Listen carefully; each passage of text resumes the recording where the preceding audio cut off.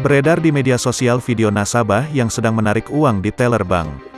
Ia menunjukkan uang pecahan Rp50.000 sebanyak Rp5 juta. Namun di tengah-tengah pecahan Rp50.000 terdapat pecahan Rp2.000.